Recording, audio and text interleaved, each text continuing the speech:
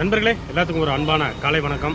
நண்பர்களே, சொந்த ஊர் நல்லதா வெளியூர் நல்லதான்னு கேட்டால் நான் சொந்த ஊர்னு தான் சொல்லுவேன். நண்பர்களே, பொதுவாக நல்ல விஷயத்துக்கு போகாட்டியும் கெட்ட விஷயத்துக்கு போகணும் அப்படின்னு பெரியவங்க சொல்லுவாங்க.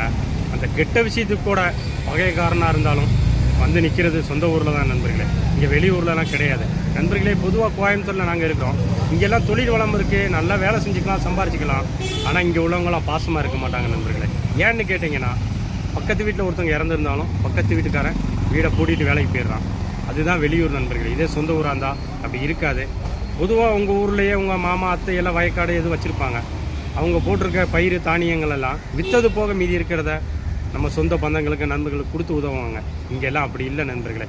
சொந்த ஊருக்கு சொந்த ஊருக்கு இப்போ தீபாவளிக்கே போகிறேன்னு நினச்சிங்கன்னா உங்களுக்கு மனசுக்குள்ள ரொம்ப சந்தோஷம் இருக்கும். ஐயோ, நம்ம ஃப்ரெண்டை பார்க்க போகிறோமே, நம்ம மாமா மச்சான் அத்தையெல்லாம் பார்க்க போகிறோமேன்னு சந்தோஷம் இருக்கும்.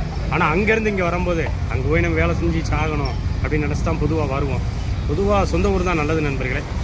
வேலை செய்யுங்க, வேலை செஞ்சு சம்பாரிச்சுட்டு சொந்த ஊருக்கே போயிருங்க. நன்றி.